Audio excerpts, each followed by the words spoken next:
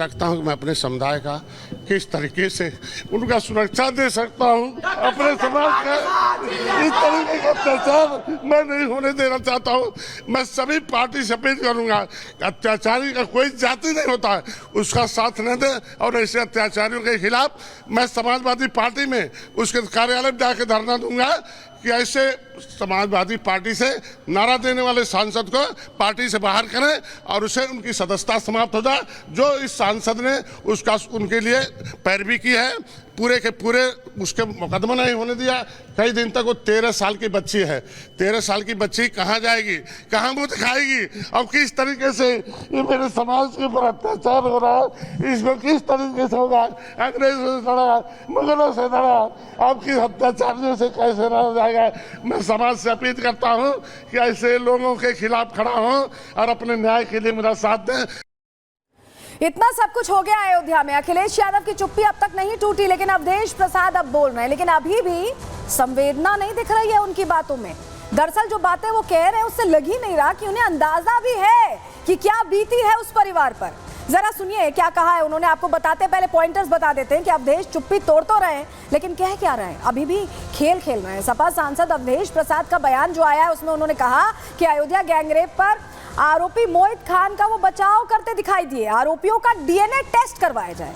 ये मांग कर रहे हैं वो कि डीएनए टेस्ट करवाया जाए और सच जानने के लिए डीएनए टेस्ट करवाना जरूरी है, राजनीति नहीं जांच का समय है। रेप के आरोपी मोहित के साथ फोटो पर भी उन्होंने सफाई दी है, लेकिन इस पूरे प्रकरण के दौरान बोलते हुए कहीं भी उनके अंदर वो संवेदना नहीं दिखी जो पीड़ित परिवार के लिए दिखनी चाहिए थी। सुनिए अवधेश प्रसाद को।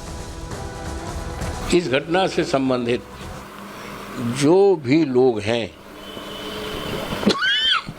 उनकी विवेचना की जाए, सत्य का पता लगाया जाए और जो भी दोषी हो कानून के हवाले रखकर उनके खिलाफ जो भी कानून सजा देता है सख्ती के साथ उनके खिलाफ कार्रवाई होनी चाहिए। पीड़िता के साथ हमारी पार्टी, हम लोग पूरी तरह से खड़े हैं, उसको न्याय दिलाने के लिए पूरी तरह से खड़े हैं, उसमें कहीं शक शुबा के सवाल नहीं। आज अफसोस के साथ कहना पड़ रहा है कि भारतीय जनता पार्टी इस पर राजनीति कर रही है। मेरा विनम्रतापूर्वक ऐसे लोगों से निवेदन है कि ये राजनीति का मोमेंट नहीं है, ये पॉलिटिक्स का नहीं है, संवेदना का है, दर्दनाक घटना है, उसको न्याय दिलाने में लगें और जो भी दोषी है उसके खिलाफ कार्रवाई की जाए, इनोसेंट को फंसाया न जाए। वहीं बसपा सुप्रीमो मायावती ने भी कहा है कि जो कार्रवाई हुई है, जिस तरह का एक्शन हुआ है वो बिल्कुल सही हुआ है और ये पहले ही हो जाना चाहिए था, लेकिन सपा पर भी निशाना साधते हुए उन्होंने कहा है कि जरा अपनी सरकार में कितना एक्शन किया बताएं समाजवादी पार्टी।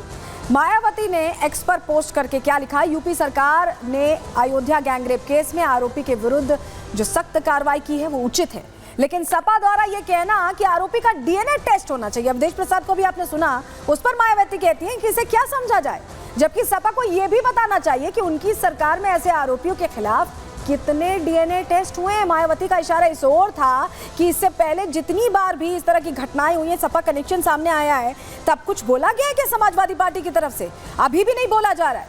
चलिए, अब योगी आदित्यनाथ ने देखिए सीधे सीधे जो पीडीए चिल्लाते हैं ना, उनको अयोध्या से मैसेज दे दिया कि न्याय कैसे किया जाता है। इससे पहले क्या कहा था योगी आदित्यनाथ ने सदन के अंदर, पहले वो आपको सुनवा देते हैं। मोइन खान जो समाजवादी पार्टी का नेता है, अयोध्या के सांसद की टीम का सदस्य है, 12 वर्षीय एक नाबालिग बच्ची के साथ दुष्कर्म का कृत्य में शामिल पाया गया। अभी तक समाजवादी पार्टी ने उसके खिलाफ कार्रवाई नहीं की है। मैं ये नहीं समझ पा रहा हूं कि ये सब क्या है। अब क्या ये कोई समाजवादी पार्टी ना बोले? आपका एक्टिव मेंबर है और इस प्रकार के अपराधियों को आप कहते हैं साहब गोली मार रहे हैं, क्या माला पहनाएंगे क्या? मैं यहां नौकरी करने नहीं आया हूं, कतई नहीं। मैं यहां पे इस बात के लिए आया हूं कि अगर वो करेगा तो भुगतेगा भी फिर, और इसीलिए मैं यहां पे आया हूं। कि हम लोग उससे लड़ेंगे। ये लड़ाई हमारी सामान्य लड़ाई नहीं है, ये प्रतिष्ठा की लड़ाई भी नहीं है। मुझे प्रतिष्ठा प्राप्त करनी होती है तो मुझसे से ज्यादा प्रतिष्ठा अपने मठ में मिल जाती है, कोई आवश्यकता नहीं मेरे लिए।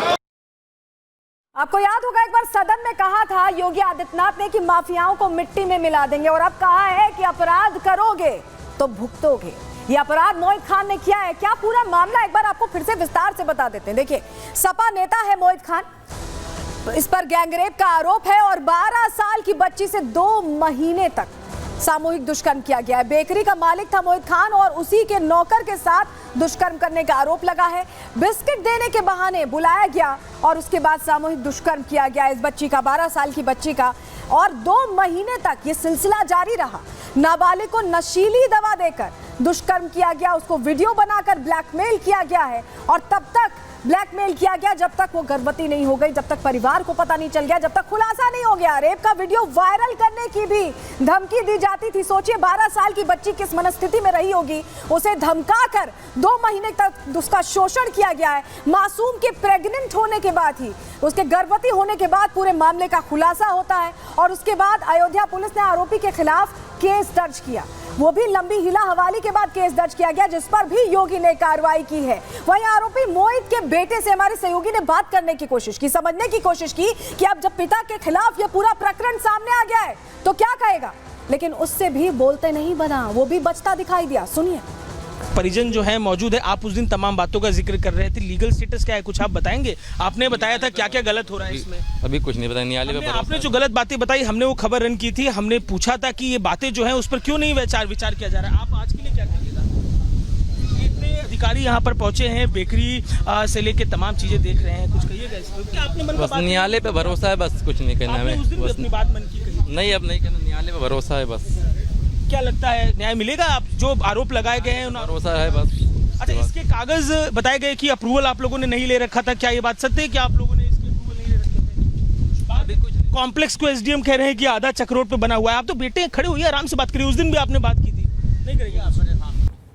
तो देखा आपने, जवाब देते नहीं बन रहा था मोहित के बेटे को, और जिस तरह की कार्रवाई हुई इससे समाजवादी पार्टी बौखलाई दिख रही है। अयोध्या से नाबालिग के गैंगरेप मामले में अभी तक जो कार्रवाई हुई है, सपा नेता मोहम्मद राशिद पर भी धमकी देने का आरोप लगा। मोहित के साथ मिला हुआ था राशिद, ये कहा जा रहा है। मोहम्मद राशिद, जयसिंह राणा समेत 3 पर एफआईआर दर्ज कर ली गई है। पीड़ित परिवार को जान से मारने की धमकी ये दिया करते थे, डराते थे, धमकाते थे, दबाव बनाते थे। सुलह ना करने पर जान से मारने की धमकी दी गई, यानी दबाव बनाया गया कि किसी तरह से ये पूरा प्रकरण किसी के सामने ना आए, किसी को पता ना चले। लेकिन सच कभी छुपता नहीं है और कार्रवाई भी योगी प्रशासन में होती है। आपको तस्वीर दिखा रहे हैं उस एफआईआर कॉपी की, जिसमें आप नाम देख पाएंगे। मोहम्मद राशि अपने साथियों के साथ पीड़िता के घर में घुस कर करने के लिए दबाव बनाया और कहा कि सुलह नहीं करोगी तो जान से मारी जाओगी। ये मोहम्मद राशिद है, आप देख पा रहे हैं, आरोपी मोहित का सहयोगी मोहम्मद राशिद, और ये दबाव बनाता था और कहता था कि अगर कार्रवाई करने की कोशिश की या शिकायत करने की कोशिश की तो जान से मारी जाएगी।